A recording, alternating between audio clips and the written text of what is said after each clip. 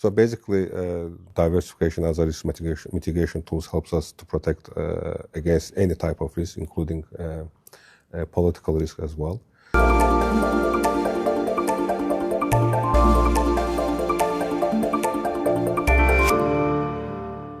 Hello and a very warm welcome back to Energy Frontiers, coming to you from our studio in Baku, Azerbaijan.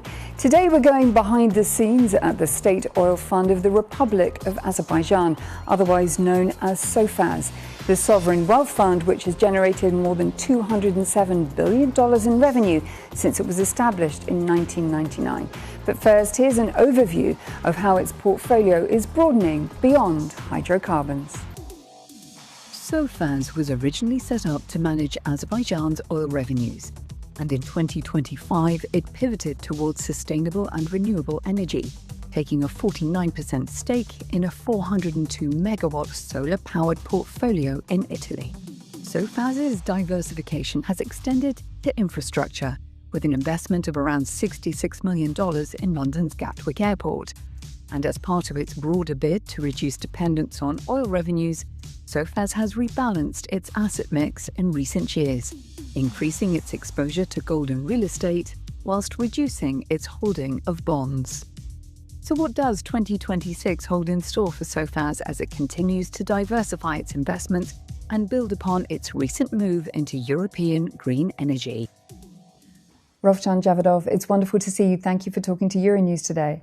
It's wonderful to be here. Thank you for having me. Let me start by asking you about the record year that you've had. When we look at assets under management, they've increased by $11 billion year on year. What's been driving that growth? As you mentioned, this year is a record year for us, and assets grew by more than 11 billion so far. And the good thing about it is that 11 billion growth came from basically asset management. So oil and gas inflows, basically we transferred all oil and gas inflows to the state budget, and 11 billion came from our return from asset management, and as well as increase in gold and FX values. SOFAZ manages around $71 billion across 50 countries globally. How are you making sure that your new foray, your pivot, if we can call it that, into renewables, still supports the national interests and your key economic drivers of oil and gas revenues? This is a very important question.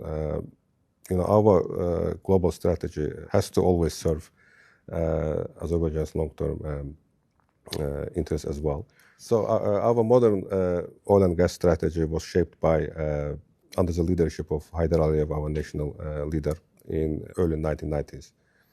So the idea was clear: to manage oil and gas reserves wisely and responsibly. And it consisted of three pillars. First pillar was about attracting international partners and investment to Azerbaijan. The second pillar was about building secure export routes. And the third pillar was about saving some oil and gas revenues for future generations. SOFAZ was created as a part of the third pillar. Our main goal is to transform depletable oil and gas reserves into long-term financial strengths for the country. We do it by investing these revenues outside of Azerbaijan and creating stable cash flows. As for renewables, this is part of our investment strategy as well. They offer sometimes good and sometimes predictable and stable future cash flow. They help us to reduce risk in terms of oil price volatility. Our strategy is to diversify our investment portfolio, and investments in renewables plays an important role in this strategy. Sticking with the energy weighting of your fund, but moving beyond your recent investments in solar in Europe, where else do you see as particular areas of investment and growth next year? Looking at hydrogen, batteries, infrastructure, transportation, logistics, or something else? We invest in digital infrastructure, we invest in network, we invest in new technologies. Some of them are mature and provide stable cash flows, some of them new and with more growth prospects. But combining them helps us to build more resilient and stable portfolio. So for us, the most important thing is to protect nations' wealth, and it's more important than betting on any single sector. COP30 emphasised the need for all major pools of capital to come together to help close the climate finance gap. Sovereign wealth funds are in a unique position because globally they manage more than $12 trillion. You're in a great position too, and you've started to move in that direction. But what more could you do? How about partnership with multilaterals? What about being an anchor investor?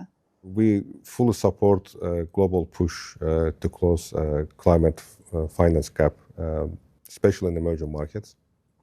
And to do so, we also partner with major international players, including multilaterals. And we have partnership with International Financial Corporation, IFC. We have partnership with EBRD. And in terms of climate investments, we invest together with IFC in the climate-related fund. And we are happy to continue doing so, and we are happy to be anchor investor in climate finance. The only requirement is that any project has to be in line with our risk-return profile. You're strengthening your strategic partnerships across many regions, expanding in North America, Europe, Asia, and indeed the Middle East. How do you protect those new investments, especially from political or regulatory risks and exposure, not least in Europe, where European energy policy continues to evolve at pace? Risk management has always been at our, has always been central to our investment decision process, and we have several risk mitigation tools. First of all, of course, we have investment guidelines and risk limits we adhere to. We have strict due diligence process. Our investment risk compliance legal team has to go through strict due diligence process and look at different types of risk. Another risk mitigation tool for us is, of course, diversification.